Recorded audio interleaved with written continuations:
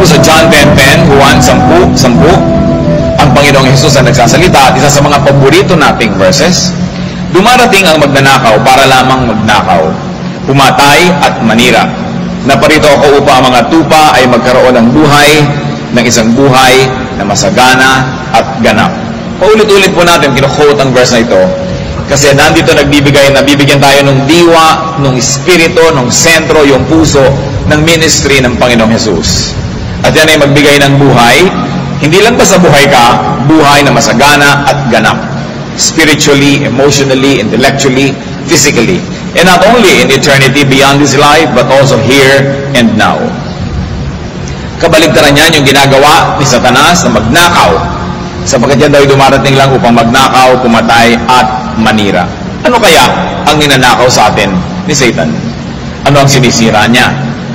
Ano ang hindi natin dapat nating payagan na manakaw niya sa atin? Mga ngaral 3:12, alam kong walang pinakamabuti sa tao kundi magpakaligaya at gawin ang pinakamabuti habang siya'y nabubuhay. Conclusion ni Solomon tungkol sa buhay, use it to the fullest, use it to the max. Kailangan ng tao maging maligaya, puno ang buhay niya, makabuluhan, habang siya'y gumagawa ng mabuti.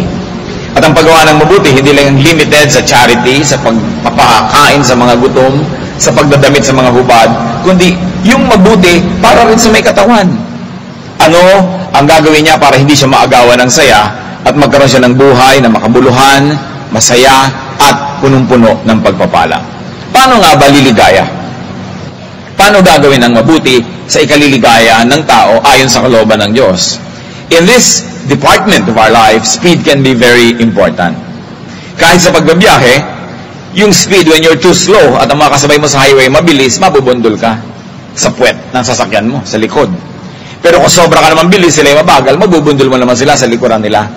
So there are times when you have to be fast and there are times when you have to be slow in order to benefit from life. Let's talk about being slow. That in order to benefit in life, we should be slow first of all to speak. And to speak before God. Pagkausap natin ng Diyos sa panalangin, sa pagbubulay-bulay, magdahan-dahan sa pagsasalita. Mga ngaral 5:2, huwag kang pabigla-bigla sa pananalangin. Isipin mo munang mabuting papangako mo sa Kanya, sapagkat nasa langit siya at ikaw ay nasa lupa. Mag-ingat ka sa pagsasalita. Sineseryoso ng Diyos ang pakikipag-usap niya sa tao. Sineseryoso ng Panginoon ang bawat salitang ibinitawan niya sa atin, maging ang mga salitang binibitawan natin sa Kanya. At sa paglabag ng mga kasunduan na yan at pakikipag-usap natin sa Diyos, maraming mga blessing ang nababara. Maraming mga hindi dapat mangyari ang nangyayari at maraming dapat mangyari ang hindi natutupad dahil wala tayo ng blessing ni Lord, because it can be traced also from careless words. Sabi, pag nangangako ka sa Diyos, tutuparin mo. Mga kapatid, hanggang ngayon, baka may mga pangako kayong binitawan sa Panginoon na limutan nyo na nung gumaling na kayo, nung sumigla, nung nagkapera, nalimutan. Hindi yun nililimot ng Diyos. God is serious with words. God puts a lot of importance on words. So be slow to speak before God. It doesn't mean that we should be too careful so as not to speak anymore before God and with God. Pero kailangan lang serious talaga yan. Bago ka magsalita, bago ka humingi, isipin mong mabuti. Gusto mo talaga ba natanggapin yun? Mabuti ba talaga natanggapin ang hinihingi natin? Kasi paano ko ibinigay nga? Kung minsan pinaproblema natin kung hindi ibigay ng Diyos ang ating hinihiling, paano ko ibigay nga? Yun nga ba talaga ang pinakamabuti? So be slow, even before you ask. Be slow to speak before men. Not only before God, but before men. Sabi sa Santiago 1:19, magdahan-dahan kayo sa pagsasalita. Marami mga relasyon ang nasisira dahil sa walang patumanggang pagsasalita. Dahil sa mabilis na pagkilos ng labi at dila, nakakapagsalita nung nakakapagpalayo ng loob ng kapwa. Nakakapagsabi tayo nung nakakapagbabawas o nakakapagpatanggal ng pag-ibig sa atin ng ating kapwa.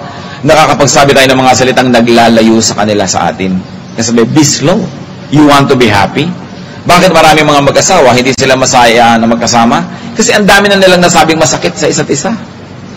Bakit may mga magkakapatid na nagkalayo ang loob dahil nagsumbatan, nagsabihan ng mga hindi dapat pinagsasabi?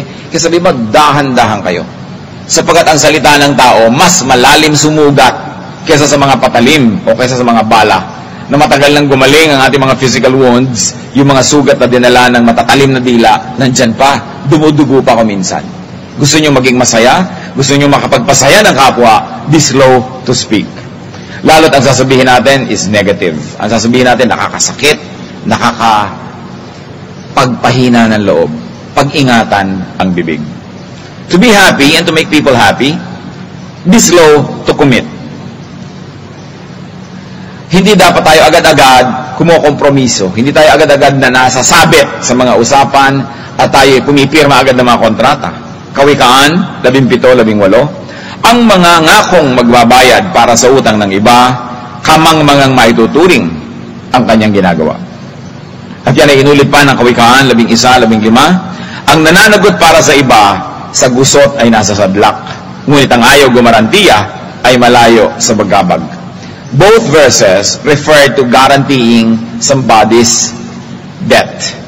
Utang. Yun daw na mahilig sumagot sa utang ng may utang, hoy, kukunin kitang garantor, pirma ka naman, guarantee ka. Sabi, para kang naguhukay ng libingan para sa sarili mo. Sapagkat, pag hindi nakabayad yung ginaranti mo, ikaw ang magbabayad. What the Bible is saying is, be slow to guarantee. Hindi sinasabing huwag kang mag-guarantee, kasi kung gusto mo talagang tumulong. Pero, pag nag-garantiya tayo, dapat handa ang ating isip na kung hindi makabayad yung tao, ikaw talagang sisingilin. Na pagka siya'y sumira sa kausap niya, ikaw ang hahabulin ng kausap dahil ikaw yung guarantor. Now, if you are not willing to be the one to pay, to be bothered, and to bear the burden, don't guarantee. But if you are ready for that, nobody is stopping you to guarantee for anybody. To be happy in life, be slow to recommend. Kung minsan niya nagre-recommenda, lagi na lang naiipit sa nag-uumpog ang bato. Merong employer, kailangan niya ng tauhan, may nirecommend ka. Hindi sumaya yung tauhan, ikaw ang sinisi. Hindi sumaya yung employer, ikaw din ang sinisi. Kaya sabi, be slow to commit. Huwag kang salin ang sali sa mga usapan ng may usapan, namamagitan at namamagitan, kasi pagka nagkagulo yan, naiipit ka sa loob. Maraming kaligayahan ang nawawala, maraming gulo ang dumadating sa buhay ng tao dahil sa kanyang pagsangkot sa napakaraming mga usapin. Importante, bago mag-commit, isiping mabuti. Especially if you're very emotional, especially under extreme conditions, it's best not to commit. Pag naiba na yung mood mo, pag naiba na yung lakas mo, naiba na yung kalusugan mo, baka maiba yung takbo ng isip mo. Kaya dapat ang tao, hindi gumagawa ng mga bagay na magtatali sa kanya ng matagal, kahit na nagpalit na siya ng isip, hindi niya mapalitan ang sitwasyon niya dahil natali. Be slow. Be slow to become angry. Hindi naman kailangan ng maraming paliwanag nito. Sabi sa Santiago 1:19, huwag agad magagalit. At mangangaral 7:9, pag-aralan mong magpigil sa sarili, mangmang lamang ang nagtatanim ng galit. Bakit po mali na magtanim ng galit at magalit agad? Kasi ikaw ang number 1 na sisira. Ang taong galit, nawawala ng magandang pag-iisip, nawawala ng mabuting pasya. Ang taong galit, nakakagawa ng mga mali, masasama na pwede niyang pagsisihan o kaya ikapahamak matapos na lumimpas na ang kanyang galit pero hindi pa tapos ang epekto nun. Katulad ng mga nagbabarilan dahil nag-away. Sa mga karaoke bar, meron lang nagkantsawa, nagsaksakan, nakamatay ka, either ikaw yung namatay o ikaw yung makukulong dahil lang sa sandaling panahon na bugso ng damdamin. Yung magagalitin, madalas yan nilalayuan ng kapwa. Yung mga magagalitin, madalas yan ay may dapat pagsisihan. Maraming lungkot ang pinapasok na hindi naman kailangan, pero dahil pinagbibigyan niya yung silakbo ng kanyang damdamin. Anger affects, agitates, and anger defocuses you from what's important. Anger leads and controls and even possesses a person. Ang taong galit, nawawala ng kontrol sa sarili. Iba ang kumokontrol sa kanya. Kaya maaari siyang pwedeng gumawa ng maraming mali. Be slow to rush to wrongdoing. Pag alam nating mali, alam nating hindi dapat gawin, magdahan-dahan. Huwag padalos-dalos, huwag padadala sa tukso, huwag padadala sa buyo ng iba, huwag magpapadala sa impluwensya ng iba. Kawikaan 6:18, pusong sa kapwa ay walang mabuting isipan, mga paang ubod tulin sa landas ng kasamaan, ito daw ang dapat iwasan. Ang mga tao na mabilis gumawa ng mali, mabilis magpasya, mga mapupusok, hindi dapat tayong dumidikit sa kanila. Sapagkat mahahawa tayo, at pagka nagkataon, mapapahamak din tayo. Pag mali ang gagawin, pag mali ang pupuntahan, magdahan-dahan. mahirap na nakontrolin kung mabilis. Sasakyan man at mabilis, pagka may biglang tumawid o kailangan mo i-control, minsan nagkakatumba-tumba yung sasakyan, nagpapagulong-gulong dahil mabilis eh. Pero kung hindi ka masyadong mabilis, mas controlled mo ang iyong buhay. Sinasabi sa Bible, don't rush to doing wrong. Kaya huwag kumikilos agad at sa pagsasalita ng masama at masakit, pigilin ang bibig. Yung iba naman, magagaan ang kamay, madaling sumampal, madaling manuntok, madaling manakit ng kapwa. Pigilin ang kamay. Mga dila na nagmamadali sa paninira, sa paglilikha ng mga gulo, pigilin ang dila. At kung tayo mahilig makipagkasira sa mga mahal natin sa buhay, pigilin yung damdamin na yon. Ang dami-dami mga magnobyo, lagi nilang nag-aaway, magsosolean ng mga naibigay, tapon na ng mga singsing sa dagat, tapos mamaya, hirap na hirap, hinahanap din. Kasi, nagmamadali. It's good for people to act very slowly when they're headed towards something very negative or destructive or painful. Another area in our lives where we should be slow is be slow to judge. Mateo 7:1, huwag kayong humatol nang kayo'y di hatulan. Ayaw na ayaw ng Panginoon niyang pangahatol sa kapwa. Juan 12:47, hindi ako ang humahatol sa taong dumirinig ng aking salita, ngunit ayaw namang sumunod dito. Sapagkat hindi ako naparito upang hatulan ng sanlibutan, kundi upang iligtas ito. Jesus is a Savior, not a judge. At least up to this point. Kaya, sabi ni Lord, nagtuturo ako, nakikinig yung mga tao, sundin nila at hindi ko sila hatulan. Hindi yung matapos ako magturo, tapos hindi ako sinunod, hahatulan ko siya. Sabi niya, hindi yan ang trabaho ko. Hindi ako naparito upang hatulan ang sanlibutan. Kung ganon, ang attitude po ng Panginoong Jesus, magtuturo siya, pagka nakinig ka o hindi ka nakinig, hindi ka hinahatulan, ba't maraming Christian mahilig manghatol? Magtuturo tayo, tapos pag hindi tayo nasunod, hinahatulan natin yung kapwa, binabrand, yun na judge. Sisipain mo, titiwalagin mo dahil hindi siya sumusunod. Ang pagtuturo kasi ng mga salita ng Panginoon, eto, ituturo ko, kung anong gagawin mo dyan, that's your business. Susunod ka ba o hindi, that's your business. Kung minsan meron pang magsasabi, Pastor, meron po tayong members sa church na gumagawa ng mali, anong gagawin nyo? Di nyo sugpuin, patawag nyo. So, I preach the Word of God in the best way I could. I explain it and even suggest ways to apply it in daily life. But what people do with it is their business. Hindi ako pulis. Hindi ko pupuntahan yung mga tao, bakit di ka sumusunod? It's their business. I will try to teach it in the best possible way and let the Spirit work and let them process it. What they will do with it is their business. Hindi yung hahanapin mo yung tao, ilalagay mo sa bulletin board, mga hindi sumusunod, mga ganito, mga ganyan. Sabi ni Lord, hindi ko trabaho yan. Kaya kung tayo ay Kristiyano, yun ang example ni Kristo ang dapat natin gawin. Just to continue to preach and to teach and never label people, don't judge them. Hindi pa naman tapos ang buhay, anong malay mo? Habang hindi pala siya sumusunod sa loob ng puso niya, nag-uumpisa na siyang mahipo ng Espiritu ng Diyos, nag-uumpisa siyang gumawa ng mga pasya para sundin yun, tapos i-judge mo. Kaya kung minsan nga, mahirap kasama yung mga born-again Christians sa judgmental. No? Sabi, may verse sa ganyan. Ganitong gagawin ko sa buhay ko dahil ito yung effect ng verse sa akin. Tapos hinahanap mo sa kapwa mo, ganun din ang gagawin niya. It's none of your business. If you like to teach the Word of God to people, to your sister, to your brother, to your cousin, to your office mates, do so. But what they do with it is none of your business. It is between them and God. Ang pwede lang natin gawin, mas makonvince silang sumunod, mas padaliin sila na sumunod dahil sa magandang paliwanag at dahil sa malinaw na pagtuturo o kaya dahil sa magandang halimbawa na nakikita nila. Pero hindi para sa atin sakupin ng kalooban ng kapwa. Bigyan sila ng deadline kung hanggang kailan sila pwedeng sumunod at kung hindi, itatapon natin sila. It's not what we should be doing. Because Jesus is not a judge. Labeling people is judging people. Oras na tinawag mo na ang tao sa mga bansag, mga tatak, binaliwala mo na yung ibang bahagi ng kanilang pagkatao na hindi sang-ayon sa itinatak mo. Halimbawa, isang tao tinawag mo, ayan naman kasi tamad. It's a label. Pagka tinawag mo isang taong tamad, ang mangyayari sa'yo, para patunayan mo lang na tama ka, magbubulag-bulagan ka sa mga sipag niya, bagama kahit konti yun. Kasi gusto mo, tamad siya kasi yan ang image na sinabi mo. Pag sinabi mo yung batang yan, matigas ang ulo. Kahit na binibigyan, gumagawa siya ng mga bagay na hindi ganon, i-ignorin mo yun kasi ang thesis mo, ang theory mo, ang frame mo, matigas ang ulo niya.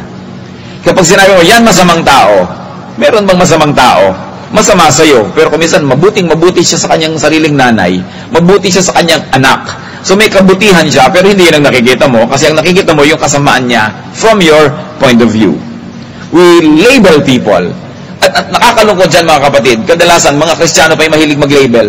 Ayan, kulto. Yan, compromiser. O ito, ganyan. Yan, sinful. Ito, ganon. Ito, ganyan. The moment you label people, you already trivialize the complexity of their personhood. No? Kaya kung minsan, pagka sinabi mo, o yan, ganito, yan, ganon, ina-assign mo na sa kanya yung ganong image. And the person is deprived of the complexity that a human being is entitled to. Judgmentalism yan. Pag sabi mo, ay, nako, Bicolano, mahilig yan sa sili. That's already labeling, kasi hindi naman lahat ng Bicolano mahilig sa sili. Diba? Ay, Ilocano, mahilig sa dinengding. Hindi naman lahat. No? So, yung mga ganyang tamad na pagle-label ng mga tao, ika-classify mo agad, ito, osito. O ito, ganito yan. Ito, phlegmatic yan. Mga katamaran yan. Kasi mawawala sa'yo yung pagtingin doon sa mga ibang aspeto niya na wala sa yung label. Kaya, iniingatan natin yan, mga kapatid. Kung merong slowness in attaining what is nice and good and beautiful in life, meron din dapat quickness. In life, we should be quick, first of all, to listen to others, to reason, especially to God. Santiago 1:19, maging alisto kayo sa pakikinig. Kung meron tayong isang skill na dapat natin talaga laging dinadevelop, mga kapatid, pakikinig. Ang nagiging judgmental ay yung hindi nakikinig muna. Ang nagiging padalos-dalos yung hindi nakikinig muna. Ang madalas na magkamali yung hindi nakikinig.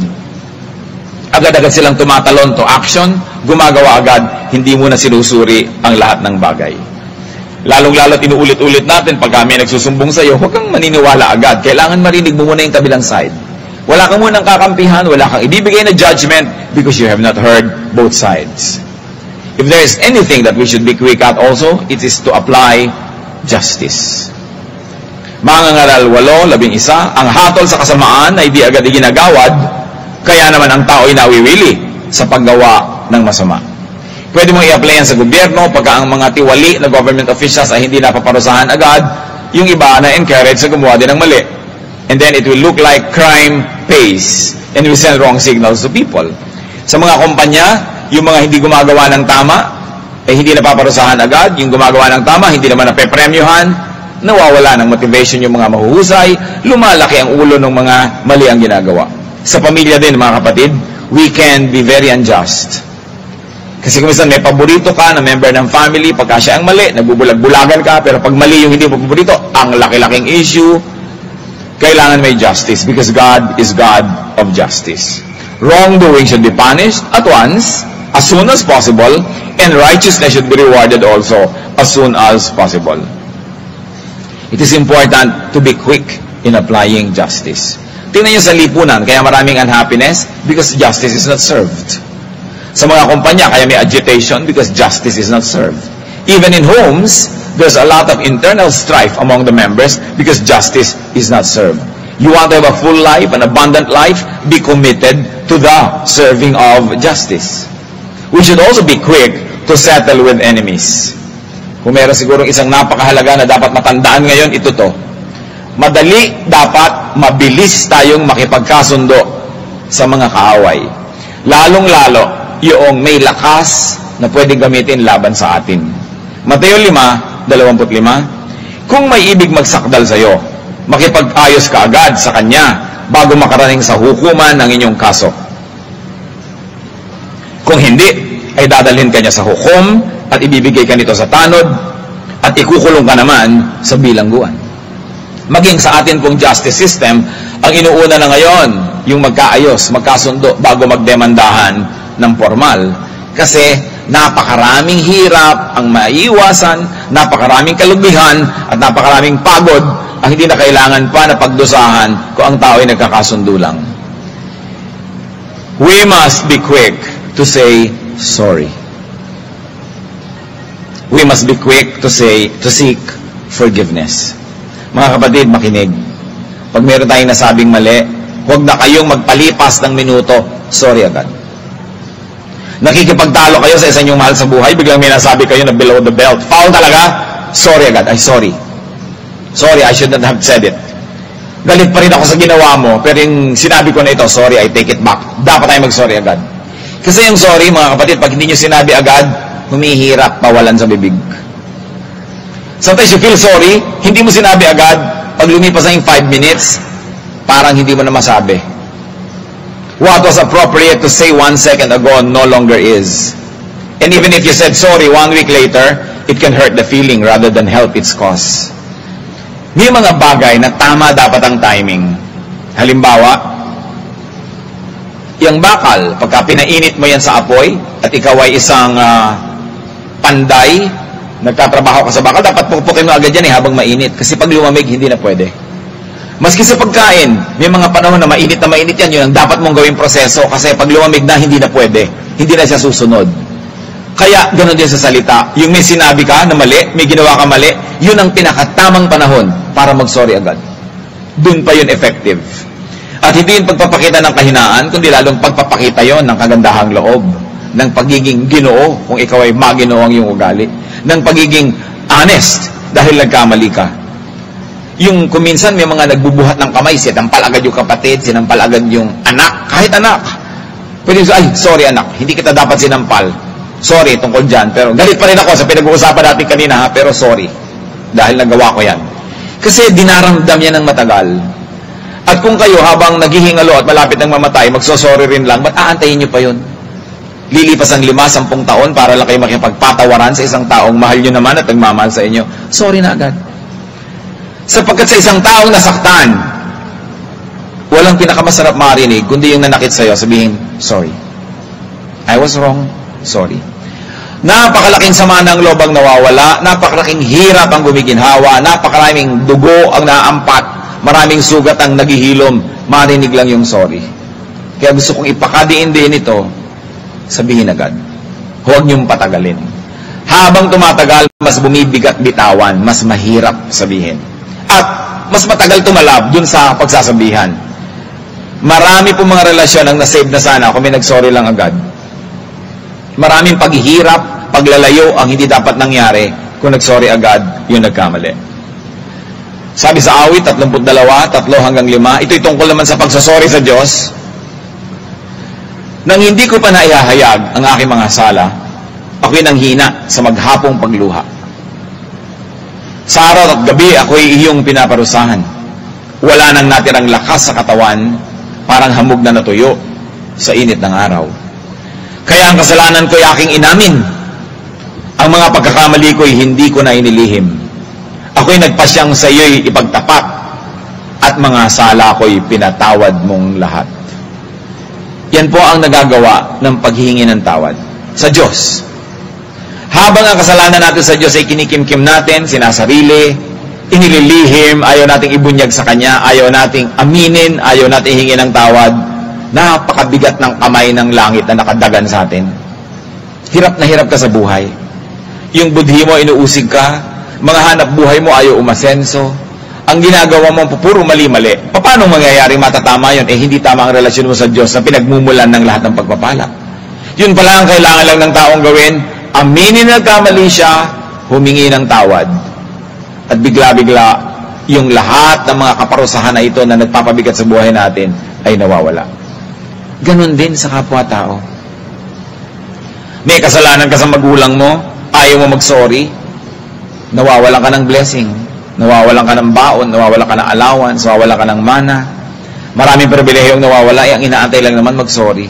Pero dapat sorry na taos-puso, hindi para lang ma-restore ang iyong mga privileges. Sapagkat ang mga nagmamahalan, handang-handa naman magpatawad, kaya lang kailangang humingi ka ng tawad, lalo't kung meron kailangang ituwid. Sapagkat hindi naman bigla-bigla mo ibinibigay yung patawad na hindi naman humihingi ng tawad. Dahil yung mali, hindi na maitatama. Sabi, aminin mo lang. At yan ang lagi kong sinasabi sa mga anak. Ang mga anak kasi, palibasa, hindi pa nagiging magulang. Hindi nila alam kung saan humuhugot ng pagmamahalang magulang. Akala nila hindi na ako mapapatawad kahit anong ginawa ko, hindi na kaya. So inililihim na lang nila, lumalayas na lang sila, lumalayo na lang sila. Samantalang aminin lang nila, humingi sila ng tawad. Mga magulang, may pagkukunan na pag-ibig para magpatawad. Nagagalit-galitan lang ko minsan yan dahil gusto magturo ng leksyon. Minsan ay naghihigpit-higpitan para kay tuwid. But at the end of the day, is our parents that will always be willing to forgive and accept us. Lalo na yung magulang natin na nasa langit.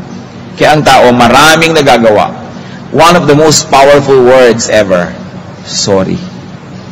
Kailangan yan, magsanay tayong sinasabi. Liba na lang perfect tayo na hindi natin kailangan sabihin yan sa buhay.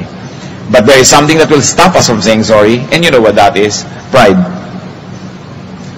Kaya pinapakumbaba, walang mangyayari sa proud. The proud people will always be alone. Proud people will always be isolated, sad, lonely. Mabuti na yung mababa ang loob, mabuti na yung mapagpakumbaba, mas maraming kasiyahan na malalasap sa buhay. Walang mabuting mapapala ang magmataas. Lalo't pag mamataas laban sa mga mahal natin at sa mga nagmamahal sa atin. We must be quick also to forgive. Kung dapat mabilis tayo humingi ng tawad, dapat mabilis din tayo magpatawad. Mateo 6:14. Sapagkat kung pinapatawad ninyo ang mga nagkakasala sa inyo, patatawarin din kayo ng inyong Ama na nasa langit. Kaya dapat magpatawad agad, because as you forgive, you also get forgiven.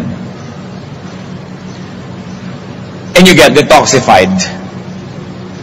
Mahilig ng mga tao magpa-detox. Ibababad ang paa sa mga kung ano-ano, madedetox sila. Iinom ng kung ano-ano, magpupurga para ma-detox.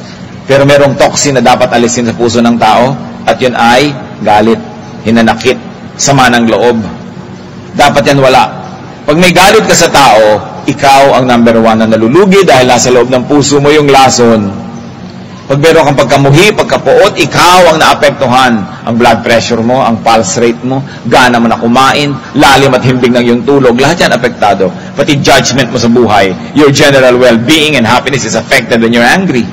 At hindi lang yon, pag hindi tayo nagpapatawad, nawawalan din tayo ng karapatang humingi ng tawad sa Diyos. Mateo 6:15. Ngunit, kung hindi ninyo pinapatawad ng iba, hindi rin naman patatawarin ng inyong Ama ang inyong mga kasalanan. Kaya yung pagpapatawad, napakahalagang yan. Skill, business, attitude. Humingi ng tawad at magpatawad. Magbigay nito, yan ay isa sa mga pinakamagagandang exchanges that we can do. Kasi we are traders. You give me this, I'll give you that. Pero pag nagbibigay tayo ng patawad, humihingi tayo ng tawad, yun ang pinakamagandang exchange that can happen because we are being set free. Kailangan ng tao handang magpatawad. Huwag nang patagalin ang pagpapatawad. Lalo asawa nyo. Minsan pinaninigasan na lang. Kuminsan kasi, pastor, pag nagpatawad naman ako agad, baka ulitin lang uli. Ulitin mat hindi, naghihirap din naman kayo na hindi ka nagpapatawad. Di magpatawad ka na lang and pray and hope for the best. Kesa sa nagkakalayo kayo ng hindi dapat. No? Dalian ang pagpapatawad bago mag-ugat sa puso mo. Marami namang bagay nagsisimula lang sa tampo. Pagka hindi mo hinugot yan, magiging hinanakit. Pag tumagal-tagal yan, nagiging sama ng loob. Lalo't hindi naman napapansin na nagiging hinanakit ka. Hindi, tampo ka lang tampo, hindi ka naman napapansin nagtatampo. Mamaya, yan? Sama na ng loob yan. At susunod yan, paglayo na ng loob mo dahil, siyempre, masama ang loob mo, ayaw mo na ngayon tumabi sa kanya, ayaw mo na ngayong sumabay kumain, lalayo na yung loob mo. At mamaya yan, pagka hindi pa rin nagamot, magiging inis. Yung naiinis ka na, nasisikipan ng mundo mo, hindi ka na makahinga na nandyan siya, hanggang maging galit, hanggang maging puot, no? Hanggang maging pagkamuhi. That's why, in its early stages, it was been nipped in the bud. Kailangan bunutin agad, tampo pa lang. At isa sa mga paraan para yan mawala, ipagtapat mo. Maraming nagagawa ang pagtatapat. Nagtatampo ka, lalo't hindi ka napapansin nagtatampo. Ang hirap to na, nagdadrama ka, tapos hindi naman nakakalatag nagdadrama ka. No? Lalo ka naiinis tuloy. Sabi mo, bakit ka ba nagdadabog dyan? Wala. Pero meron. Pero hindi niya kasi alam na nagdadabog ka. Pagtapat mo na, alam mo, nagdaramdam ako sa'yo. Diba? Kasi 30 birthday ko na anduman, wala ka natandaan ni isa. Sabi nung, para 30 lang, nagdaramdam ka na. No? Yung ipinagdaramdam natin, kung minsan, sinasarili natin, kung hindi ka naiintindihan, lalo't kung minsan yung kapartner mo sa buhay, manhid. Nako, marami kang dapat pagsasabi at pagtatapat na gagawin dyan, kasi manhid siya Anong magagawa mo? Sabihin mo na lang. Yung frustrated ka, birthday na birthday mo, ang regalo sa'yo, plancha. Ano ibig sabihin ito? Pamamlansyahin mo ako. Bakit hindi personal? Alam nyo, mga husbands Kung kayo nagre-regalo sa mga asawa nyo ng mga panluto, panglaba, kasi pang lahat yun pang everybody yun di ba? Hindi yun pang kanya lang. She will not feel special. Ano naman ang napala niya? Niregaluhan niya ng pressure cooker na may folding bed sa loob.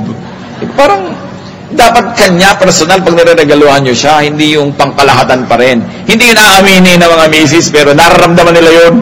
No? Dahil magigilty naman sila na para sa lahat yung kaldero. Kaldero, birthday ko, bakit ito? No? Kailangan personal. At ang daming hinanakit, hindi nasasabi. Yan ang nakikita ko na number 1 problema ng mag-asawa. Hindi nakakapagsabihan ng hinanakit. Lumalaki. Kaya dapat kayo kahit walang ide-ideya na may pagtatampo yung asawa nyo, sa i-date nyo. Tapos kumakain kayo, pero dapat pagkakain na kayo mag-usap, no? Baka masayang yung in-order nyo. Tatanungin mo, may tampo ka ba sa akin na hindi ko nalalaman? May nanakit ka ba? Din usapan kayo na kahit anong sabihin ko dito, walang away, pag-usapan natin para maayos. Dapat nag-uusap Kasi may mga bagay na nagdaramdam ka na hindi nangyayari, pero nakakahiya namang sabihin nagdaramdam ka dahil para ang liit naman. Pero pag naipon yan, lumalaki. Kaya dapat pinag-uusapan. So be quick to do these good things. At lalong-lalo na, be quick to honor others. May asawa ka, may magulang ka, may anak, may kapatid, may kaibigan. You should be quick to honor others. To honor each other. And very especially to honor people close to you. Yung honor na truthful, hindi bola, hindi flattery, pero totoo. Kung hahanap tayo mga kapatid ng maganda sa ating kapwa, makikita natin yon. Kung hahanapin nyo yung hindi maganda, makikita nyo rin. So, kung anong nakikita nyo, maganda o pangit, ang may problema kayo, hindi yung tinitingnan nyo. Dahil pinipili natin kung anong tinitingnan at tinititigan sa kapwa. Ngayon, meron kayong asawa, bakit naman laging usapan na lang ninyo yung kapintasan niya? Nadidinig ko kuminsan yan Mas guilty dyan yung mga babae.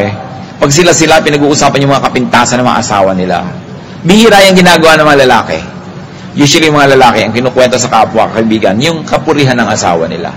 Mas yung mga babae, pinag-uusapan lahat, walang mailihim yung asawang lalaki kasi kung nasa yung mga nunal niya, sinasabi sa mga kaibigang babae. No? Guys don't do that. No? May mga hangganan na hindi tinatawid ang mga usapang lalaki na tinatawid ng mga usapang babae. Pero lalo kung mga kapintasan, hindi na dapat pinag-uusapan yun kasi pag ang tao lagi mong pinipintasan na nagsisimula ka ng maniwala sa mga pintas na binibigay mo, pati ikaw nawawala na rin ang gana sa pinipintasan mo.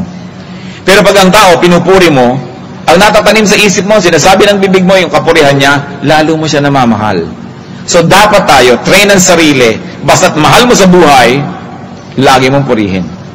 Humanap ka ng mapupuri. Titibay ang relasyon nyo. There is power in the spoken word that if you always say bad words against somebody, you begin to be affected by that bad word at ilalayo ka ng mga bad words na yun doon sa taong lagi mong binibigyan ng ganung mga salita. Kaya tungkulin din natin to always find something good and something praiseworthy and to praise people near us. Roma 12:10, pahalagahan ninyo ang iba ng higit ng pagpapahalaga nila sa inyo. Pag ginagawa natin yan, mas maraming saya ang buhay. Because we need people to be happy. And why will you make people near you sad? Because when they are sad, that sadness will reflect back on you and you will be sad yourself. Kung ano itinatanim mo sa puso ng iyong kapwa, yun ang aanihin mo. Kaya dapat papuri, pag-ibig, pagmamahal, para masaya ang buhay. Pagmahal mo, dapat lagi mong purihin. Sapagkat ang laging pinupuri, namamahal din. Kaya di ba, napansin nyo, halimbawa, meron kayong gusto sa isang tao, kasi may mga kaibigan kayo, oo nga, ang galing nga niya, lalo nyo namamahal. Pero pag may namintasan ng namintas, ikaw man, oo nga, may mga kapintasan, nawawala kayo ng gana. Pwede mong gawin siguro yun sa taong hindi pa attach yung buhay mo, pero pag asawa mo na yan, anak mo, magulang mo, kapatid mo, permanent relationship yan. Dapat gumagawa ka ng paraan na patibayin yan, hindi pa hinain, hindi pa pangitin, kasi kahit naman pangit yan, nandiyan pa rin. Di ikaw nagdusa. Kailangan pagandahin. Natuturuan ang puso na magmahal. Pag pinupuri mo, namamahal mo. Ang pinipintasan, nawawalan tayo ng pag-ibig. Mag-isip kayo ng mga people you don't want around, most of the time sila yung mga pintasero. Most unpopular people are actually mga ganon, mga pintasero, pintasera. Ayaw mong nandyan sila kasi negative. Walang nakita kundi pangit. So tiyakin natin na hindi tayo ganon. Pinag-uusapan natin mga kapatid, ganap na buhay, masaganang buhay na gusto ni Jesus para sa atin. Kailangan makaiwas tayong manakawan, masira, mapatay ng masasamang espiritu. At ang ating binigay ngayon ng focus, how to have this kind of life that Jesus wants us to have, it can be acquired through timing, through speed. So be slow in doing wrong, be quick in doing right. Timing can be as important as the act itself.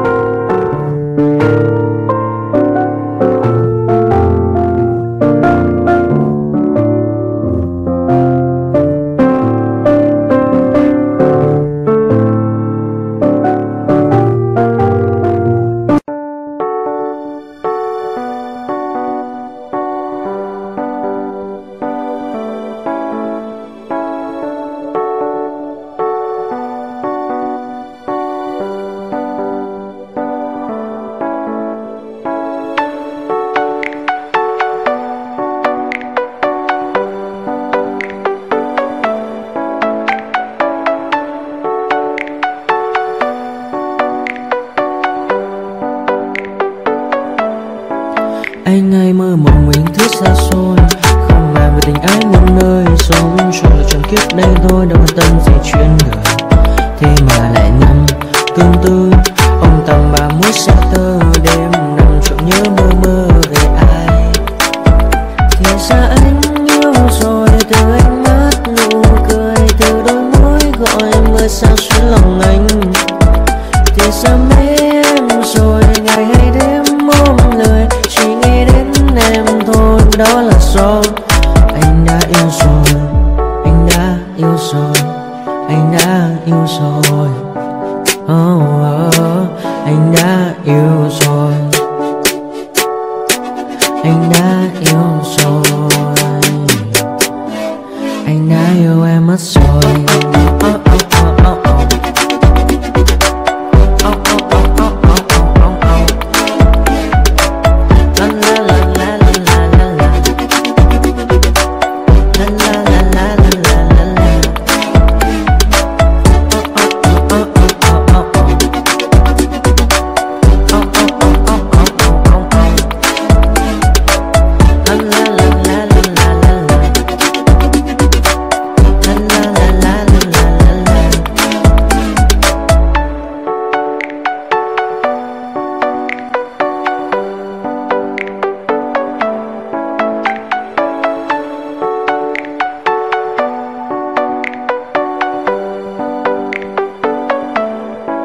Anh ai mơ mộng mình thứ xa xôi, không màng về tình ái muôn nơi, sống cho là trọn kiếp đây thôi, đâu quan tâm gì chuyện đời.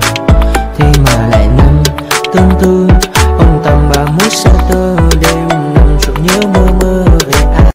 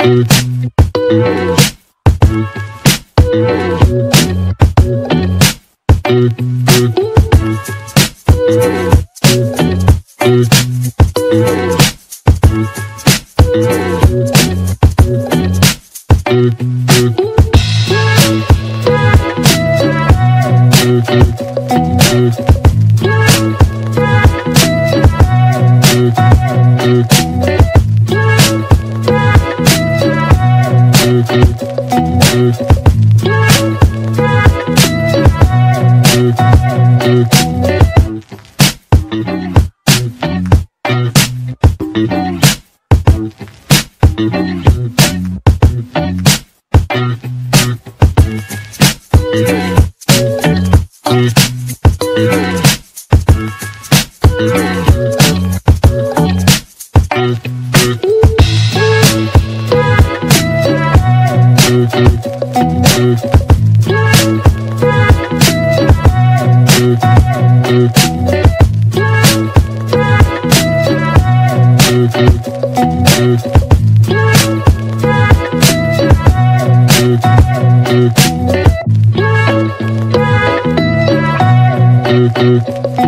you.